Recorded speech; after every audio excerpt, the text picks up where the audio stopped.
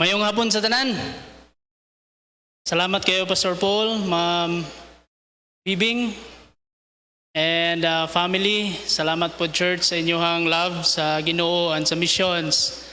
And salamat nga gapadayon mo diring dapita nga lugar sa Pilipinas. Ako sa Adrian Ray Kadilig, and together with my wife Jennifer and our son Timothy, we are your missionaries going to the country of Thailand. So gamay lang nga testimony. 2012 ko naluwas, and then 2013 nag-join ko sa Youth Congress sa Cebu, sa Katipunan. And then dito ko nag-surrender sa akong kinabuhi and nag-enroll ko sa Bible School, and then open my life for foreign missions. And 2016, i-graduate me, kauban sa akong wife, classmate mi duha. And then 2017, by God's grace, nag-full-time staff ta dito sa Campus Joni sa Butuan City. Gitagaan tag mga pagsalig sa Ginoo dito as ilahang youth director, ilahang Sunday school teacher, member mi sa visiting staff. Ako'y ginapakuan ni Pastor Joni sa mga funeral services, and then sa Bless program kanang sa School of Tomorrow nga ministry. And those things, those ministry kay God glorifying. But then na may plano nga lahi ang Ginoo sa ako and i-commit man po na ako akong kinabuhi for foreign mission. So 2023, iyaha kong gi-guide, gi-led ko sa Ginoo sa country of Thailand. So please pray for us. Ang amo ang target next year by May, ang amo ang pag-adto na sa Thailand. So please pray for our strength, for good health, God's provision, more partners nga mga kasimbahanan para sa country of Thailand. So tulo ka area nga pwede mo mag-support, pwede mo sa prayer.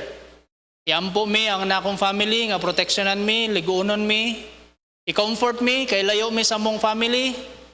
Maka-adjust mi sa culture, maka-adjust mi sa pagkaon, daghan i-adjust, pwede i-consider. Ikaduha, you can give. Not only you can pray, but also you can give financially. You can give encouragement sa amo. Na ay social media, pwede mo maka-message sa amo for encouragement. And ikatulo, you can go with us. Kaya we need more laborers. 71 million ang population sa Thailand.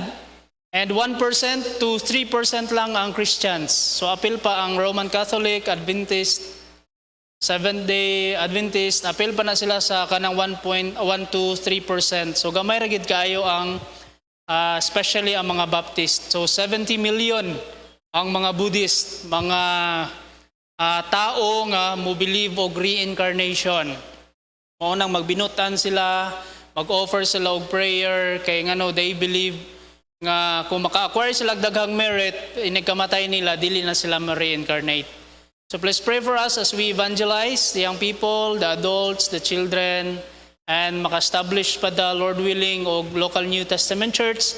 Same sa ginabuhat nato diri as the Lord commanded us to do sa Great Commission, to train, to disciple mga believers so that mahimo pud silang help nato dito one day.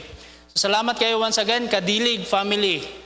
Ibutang sa inyohang kasing-kasing una-una, please consider partnering with us in your prayer. Once again, Pastor Paul, salamat Pastor sa pagsalig nga makadala sa pulong sa Ginoo and mahimo nga channel of encouragement sa inyoha karon mga kaigsuunan. If you are able, please stand with me. 1 Corinthians chapter 15.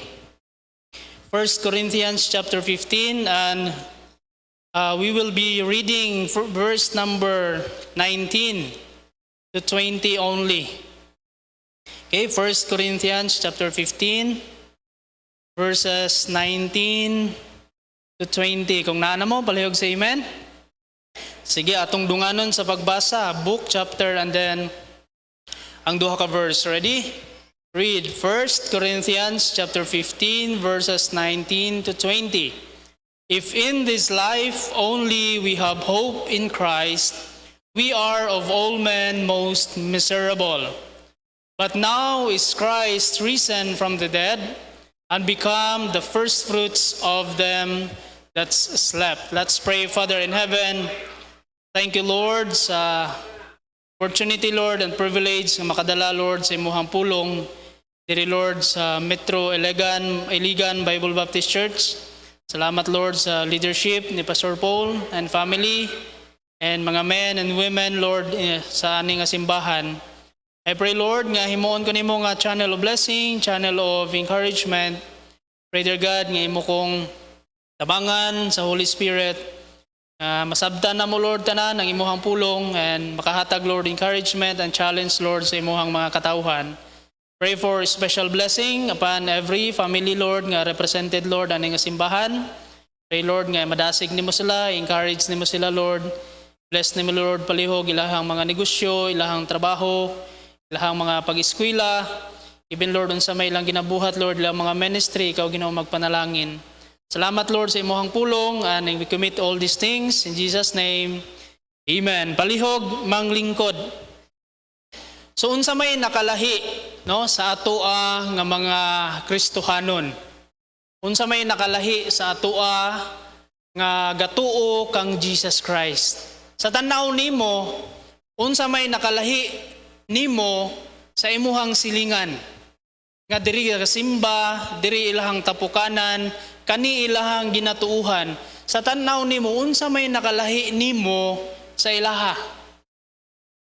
Unsay nakalahi nato sa katauhan sa Thailand? Sila nagtuo sila kang Buddha sa mga teachings ni Buddha, and whatever gi-command ni Buddha kay ilahang sundon.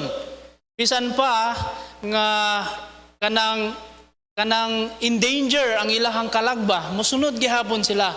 Pero unsa may nakalahi nila kaysa ato? Isa ra mga kaigsunan ng nakalahi nila, ang nakalahi nato sa ilaha, it is because our founder is alive. Amen? Ang atoang Ginoo is alive. Buhi ba inyuhang Ginoo? Buhi ang imuhang Ginoo ug ako ang Ginoo, mao nang nakalahi nato sa ilaha. Okay? So ingon diri sa Bible, if in this life only we have hope in Christ, kay naglalis ni sila nganong naay magtudlo nga wala na resurrect si Jesus Christ. Ingon si Apostle Paul, kung didto ra ta ang atong paglaom naa kan Jesus Christ alone, unya karon wala pa gid siya nabanhaw gikan sa mga minatay. Ingon si Apostle Paul, ang atong kinabuhi miserable. Miserable. But salamat sa Ginoo nga ang ato ang Ginoo buhi. Amen? So mao na siya nga dili ta magkinabuhi nga as if miserable ang atong kinabuhi. Ingon pa sila nga kung buhi daw ang usa ka tawo, mintras buhi ang usa ka tawo, naay paglaom. Ingon sila, no? Sakto man. Pero sa dihang nahimo na ta nga Kristohanon mga kaigsunan, dili lang kay dili tanang buhi naay paglaom. Ang naa kang Kristo sigurado nga naay paglaom. Kaya nga no, buhi ang atoang Ginoo. So, the title of the message of God this afternoon, Serving a Risen Savior. Buhi ba ang Ginoo nga imuhang gialagaran? Kung buhi ang Ginoo nga atoang ginaalagaran mga kaigsuonan, He deserves our strength. He deserves our onsaman effort. Deserves sa Ginoo ang atong worship. Deserves sa Ginoo ang atoang paghatag sa atoang unsay pwede mahatag sa Ginoo. Imuha ba ng abilidad? Imuha ba ng onsaman resources, imuha ba ng talent? Deserve sa Ginoo nga ihatag nimo even ang imuhang tibuok kinabuhi. Ingon ba sa kanta, bisag ang imong tibuok kinabuhi hatag nimo sa Ginoo, dili gyapon na kanang kabayad sa imuhang kaluwasan. Ba? So deserve sa Ginoo ang ato ang pag-surrender even ang ato ang kinabuhi because we are serving a risen Savior. So point number 1, sa verse number 14, ingon dira sa Bible, if Christ be not risen, ingon sa Bible, then our preaching vain. So because we are serving a risen Savior, simple kayo nga points this afternoon, our preaching is not in vain. Amen? Ang atuang mga pagwali, dili ni kahawang. I don't know, but daghan sa ato ang mga Baptist, we are engaged sa street preaching. Those preaching are not vain. Amen? Because ang ato ang Ginoo buhi. Ang preaching sa inyuhang pastor, do bisag dili ta maminaw usahay daghan kay sa amo ang mga young people kay 8 years ko gadala sa young people. Bisag pila na ka series of lesson Sunday school, nagtubo sa Sunday school. Dili gihapon makita sa kinabuhi ba? Usahay mas stress ang amo ang pastor unsa may atong buhaton ani kay expose sa Sunday school, expose sa preaching sa pulong sa Ginoo, but then expose man po sa social media. Ano ba? So ngayon akong pastor unsa muundang natagwali ani.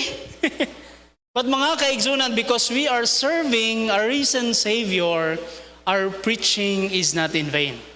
Dili mo balik sa Ginoo ang iyang pulong nga kawang. So bahalag walay maminaw or usarang maminaw, duha ang maminaw, muwali ta sa pulong sa Ginoo because our Savior is alive and our preaching is not in vain. All main nga thing ato ang gina-preach is the gospel of Jesus Christ. We preach His death, we preach His burial, and we preach His resurrection. Mao na atong dalon mga kaigsuunan dito sa Thailand. Because number one nato nga advantage sa ilaha, kang ilahang gituuhan nga Ginoo, ang ilahang gituuhan nga manluluwas nga si Buddha, wala man na-resurrect gikan sa mga minatay. Sumasabta na nila mga kaigsuunan, I believe by the power, by the help of the grace of God and the Holy Spirit, makonvicted ni sila nga, uy, mas powerful si Jesus Christ. Because He is the only God who rose from the dead. Wala na ilaing Ginoo. Ang Ginoo sa uban, dugay nang nangamatay. But hangtod karon mga kaigsunan, wala nabanhaw ang ilahang Ginoo. Ato arang Ginoo nga ginaalagaran ang nabanhaw. Amen? That is why our preaching is not in vain. Amen? Our preaching, we preach the gospel of Jesus Christ. Number 2, verse number 14 again, if Christ be not risen, then our preaching vain, and, ingon sa Bible, your faith is also vain. Kung wala nabanhaw si Jesus Christ, mga kaigtunan, ang kaning atong pagtuo, wala ni pulos, wala ni silbi. But because nabanhaw siya, mao na'y naghatag sa atong kaisog, nga bisag close ang country, bisag close ang kasing-kasing, ang Thailand open ang country, pero ang kasing-kasing sa mga tao ang close. Bisag close ilahang kasing-kasing, naatay kaisog, nga moadto dito, magwali sa pulong sa Ginoo, i-share nato ato ang faith diha sa Ginoo, naatay confidence mga kaigsunan, because our Savior is alive. Buhi man nga to ang Ginoo, mo nang dili ta mahadlok muwali, dili ta mahadlok nga musalig. Ingon siya sa iyang Bible nga, I am with you always, even unto the end of the world.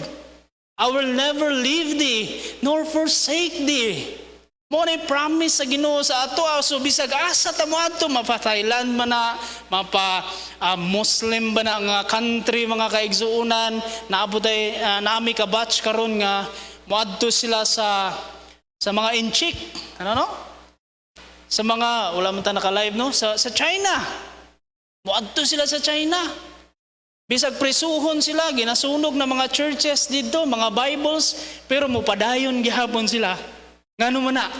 Kay sigurado sila sa Ginoo nga ilahang gituuhan. Amen?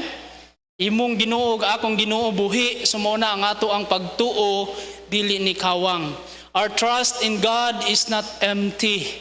Our trust in God is not worthless. Our trust in God kay dili makahatag ginato og hope. Unlike sa Thai people, mga kaigsunan, last year, by God's grace, naka-visit ko dito sa Thailand. Kanang, grabe sila, mo-offer og prayer, mo-offer og mga gift sa mga monghe, muhatag og pila ka oras sa templo, magampo, gikan sa trabaho. Diba sa ato, kaya ang culture sa ato na may mga altar sa kilid niya, Sa una, sa di pa ko luwas, ana po akong ginatrabaho mo, ana ba hikap, kunya magana. So sila dito inanasad, pero dili lang kay simple nga ana, muluhod gid sila 30 minutes, 1 hour. Mag-pray sincero kayo sa ilahang mga pag-ampo, mga kaigsuunan. Pero kahibalo mo, ang ilahang pagtuo is resting on a dead founder. But sa ato mga kaigsuunan, buhi ang ato ang Ginoo. Amen? Buhi ang ato ang Ginoo. Napatay daghan mga makita sa TV nga maglinya pila sila ka millions mga kaigsuunan magbilar maghulat nga moagi ning usa ka statwa kay parang makapahid lang. Di ba? Kita mo ana, ilang ilabay ang panyo unya matamakan na sila dito, ang uban mga lipong na mga lipong na sa kagutom, sa kadaghay tao, makastampid. Pero mga kaigsuunan, ilahang goal, makahikap lang, makatrapo man lang. Once nga makatrapo sila, fulfilling na sa ilaha. Eh para nila, swerte na ni. I-bless na ko ani. Karelate mo ana, kakita mo ana. Para nila blessed na sila mga kaigsuunan. And then, naapay uban, didto gikan magluhod padung sa altar. Kada alas 6 mag-ampo. Bisag balik-balik ang ampo. Nganong mag-effort man sila ana. Pero nakita nato ang ilahang devotion? Nakita ba nato unsa sila ka-devoted sa ilahang gituuhan nga Ginoo? Grabe ilahang devotion. Grabe ilahang devotion mga kaigsuunan. And yet, ang ilahang Ginoo patay. Pero tanawa ang kaning gatuo sa buhi nga Ginoo. Ikumpara ang ato ang devotion sa ilaha. Sahay maulaw ta. We claim that we are serving a living Savior. Pero ang atong devotion, atag na po dito sa amo. Before mag-raise si pastor, among pastor, pahinumdum ha, dili ni pinugsanay ha. Kinaamay mga Kristohanon, atag na po, ano? Sana po nga project, raise na po, simba na po, prayer meeting na po. But we are serving a living Savior. Ikumpara na ito itong devotion sa ilaha, mga kaigsuunan, layo. Pero mga kaigsuunon, I know and I believe na sa inyong kasing-kasing naamoy desire, kitang tanan, natay desire nga malipay ang Ginoo sa itong kinabuhi. So that is why every year, every day, ginapractice nato ato ang pagtuo. Because our faith is not rest on a dead founder. Ang ato ang gituuhan buhi, makadungog siya. Naa siya'y mata nga makakita sa ato ang sitwasyon. Naa siya'y dunggan nga makadungog sa atong mga pag-ampo. Naa siya'y mga kamot nga muprotect, muhatag sa ato ag panalangin. Amen? Naa siya'y gahom nga dili makuhaan mga kaigsuunan. He is all powerful. And kada need sa mga Kristohanon, maatiman niya kay all powerful ang ato ang Ginoo. Amen? We are serving a risen Savior. That is why our faith is not in vain. Number 3, not only our preaching is not in vain, our faith is not in vain. Verse number 14, if Christ be not risen, then is our preaching in vain. And ingon diri sa Bible, sa verse number 17, and if Christ be not raised, your faith is vain, and ye are yet in your sins. Naapatakaron sa ato ang sala. Nagproblema patakaron unsay makapawa, unsay makapasaylo sa ato. Nagproblema patakaron unsaon nato pag-adto sa langit. Nagproblema patakaron unsa nato pag-overcome, unsa nato paglimot, unsa nato paglikay sa sala. But salamat sa Ginoo, He rose from the grave. And because He rose from the grave, mga kaigsuunan, number 3, our life is not in vain. Nangabuhi ta nga naatay purpose. Mao man na ang mga tao, mga unbeliever, mag-acquire og daghang mga butang pagka nakuha na nila ang tanan nilang gusto, wala gihapon sila kalipay. Ngano man, wala sila kahibalo sa unsay purpose ilang kinabuhi. Sakto? Makita nato nga grabe na ka-successful. Pero pagkaabot sa unahan, mabalitaan na lang nato nga namatay na siya or na pobre, na priso na siya, na addict na siya sa drugs. Kaya ngano, wala sila kahibalo kung unsay ilahang purpose. But kita mga kaigsunan, the moment we accept Jesus Christ as our Lord and personal Savior, ingon sa Bible, we are His workmanship. We are ambassadors of Christ. We are the light of this world. We are the salt of this world. Kadaghan kay tag purpose na karon mga kaigsunan sa dihang naa nata sa Ginoo. Mao na siya nga atong kinabuhi dili ni kawang. Ayaw pag self-pity nga wala mo ko'y matabang sa simbahan, wala jud ko'y silbi sa among pamilya, naa kay silbi mga igsuon because anak ka si Ginoo and God has a purpose in your life. Makita ra na nimo sa pulong sa Ginoo. Ampo, Lord, unsa man gyud? Unsa magay akong buhaton? But we have a purpose. Kay kung wala pa nabanhaw si Jesus Christ na agihapon ta naglumang sa sala. Ang mga Thai people, they are hungry for mercy, mga kaigsunan. I think I have a picture, mga brother. They are hungry for mercy. Kagakuan sila nga kaluyan sila sa Ginoo nga ilahang ginasimba. Magbinutan, mag-offer og unsa pa na nga sacrifice, mag-spend og pila ka hours sa temple in prayer para kaluyan sila ni Buddha. Mga kaigsunan, ingon sa Bible, not by works, not of works of righteousness that we are saved, but according to His mercy. Di ba? Dili na sa ato ang works, for by grace you are saved through faith, and that not of yourself. It is the gift of God. Pero mga kaigsuunan, while ga-enjoy ta sa assurance of heaven, while ga-enjoy ta sa assurance sa hope of heaven, while ga-enjoy ta sa presence sa Ginoo sa atong kinabuhi, and while we are looking forward sa pagbalik ni Jesus Christ one day, na ay mga katauhan, mga kaigsuunan, that are hungry for mercy. But nobody can tell them the truth. Yes, daghanay mga missionary dito, but we need more laborers. Minority kayo ta. Bisan sa Iligan, minority kayo ta diri mga kaigsunan.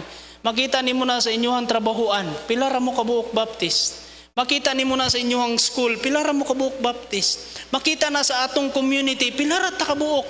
Minority ta mga kaigsunan. While we are enjoying the hope of heaven, daghan po'y mga tao that are hungry for mercy, hungry for forgiveness. Ang ato ang purpose, usa sa daghan atong mga purpose, is to share the gospel to them. Kung gitawag ka sa Ginoo diri mag-help sa ministry, praise the Lord, do your best, ihatag na ang best nimo. Kung gitawag ka for local missions, ihatag na ang imuhang best para sa Ginoo. Kung gitawag po ka sa foreign mission, well, ihatag po gihapon imuhang best para sa Ginoo.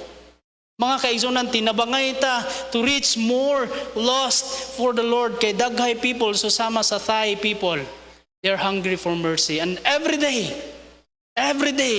naaning kahadlok nila sa ilahang kasing-kasing, have I done enough? Have I done enough? What if mamatay na ko today? Have I acquired enough merit? Kaya para nila kung dagan sila yung merit, makastay sila sa nirvana. Nirvana kung sa ato na heaven. Sila makastay sila sa nirvana, na peace forevermore, dili na sila ma-reincarnate. But mga kaigsunan, naa silang kasing-kasing, every day, have I done enough? Naaning kahadlok nga mamatay. Kita di man ta mahadlok mamatay na, amen? Whether we live, we are the Lord's. We die, we are the Lord's. Whether therefore we live or die, we are the Lord's. Mahalag, magira mo dira, taasan ninyo ang presyo sa gasolina, hutda na ninyo sulod sa malita ang kwarta sa Pilipinas, Bahala mo dira tanan, mga matay mi, adto bitaw mi sa langit. Naman tayo assurance of heaven. Naman tayo hope in Jesus Christ. But you know what? There are billions of people nga wala ana nga hope.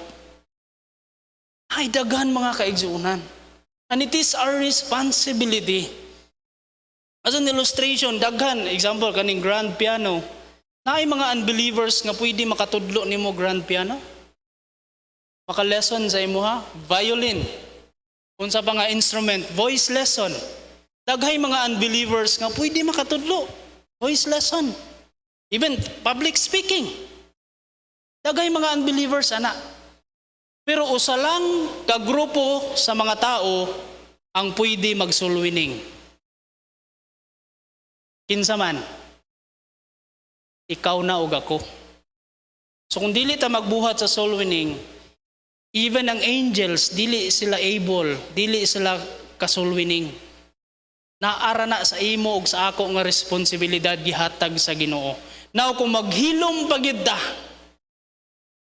kinsa may mo reach out nila? Your life is not in vain.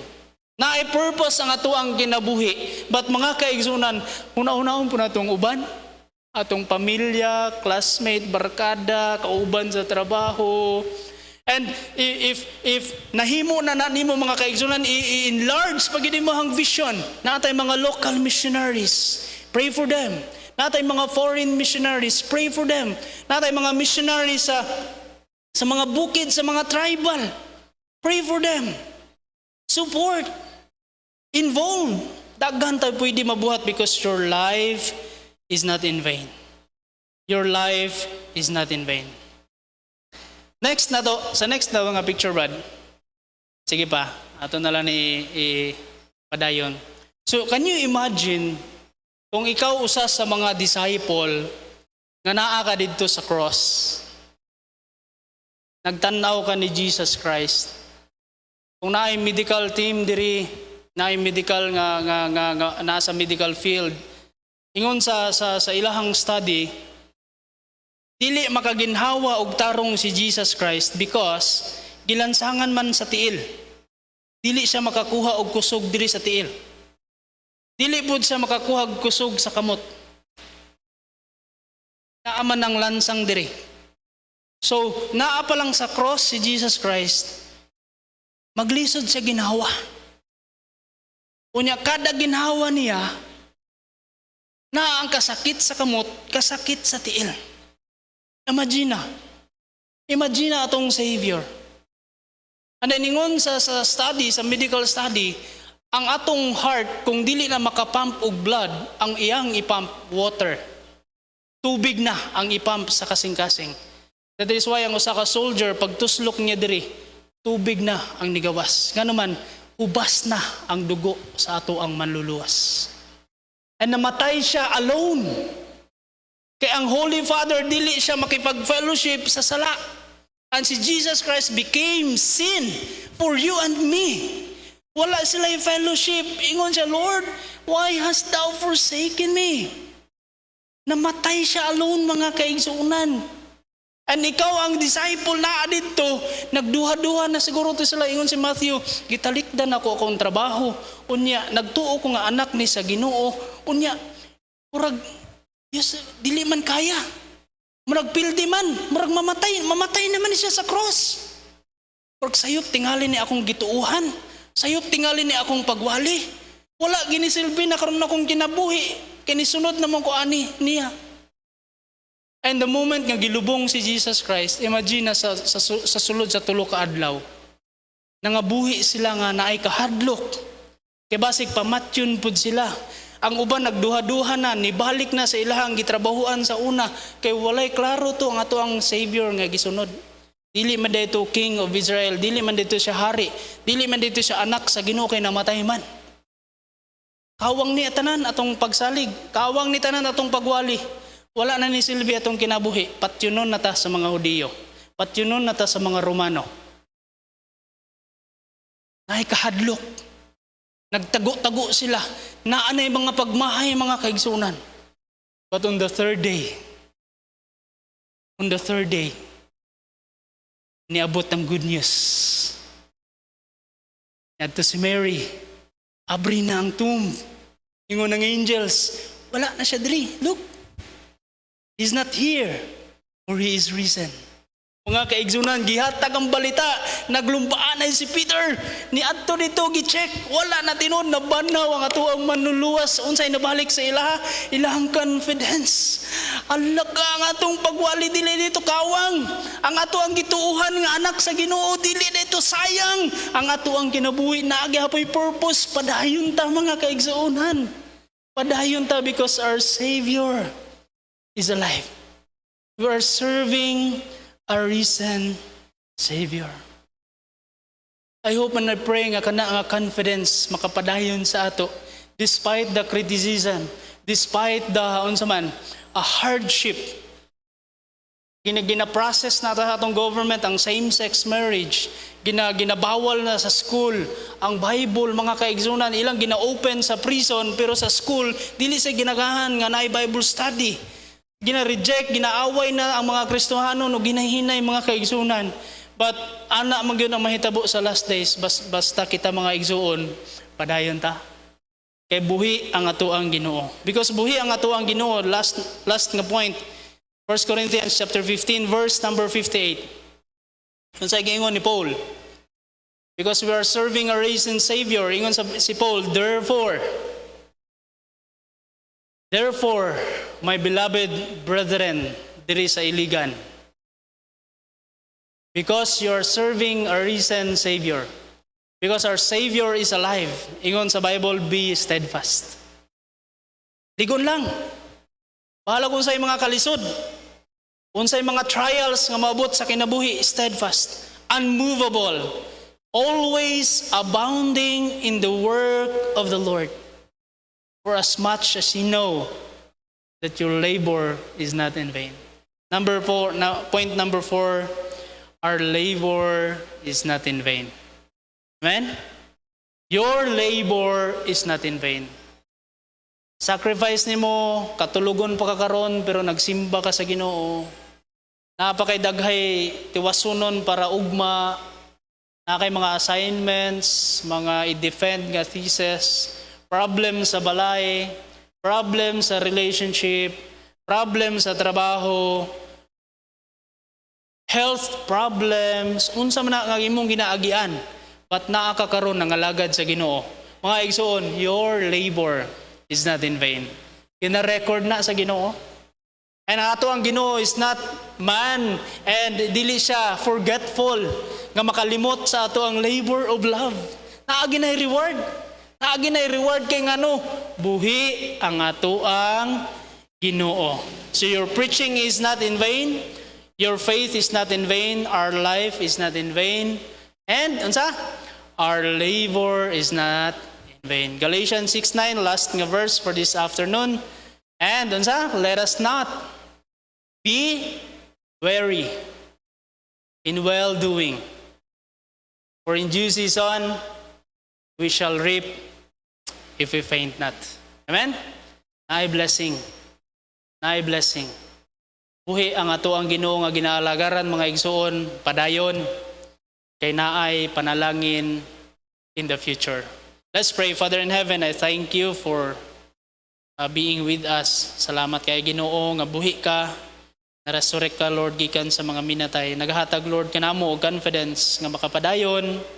Even Ginoo nagtuo nga one day kami sad if maka-experience, Lord, og kamatayon, naapoy resurrection nga mahitabo because ikaw man ang first fruit of the dead. Pray, Lord, for blessing again for Pastor Paul sa iyang leadership. Pray sila mga activity. Pray, Lord, sa church. Every family nga represented na nga church, I pray for special blessing, Ginoo. This we pray and ask in Jesus' name. Amen.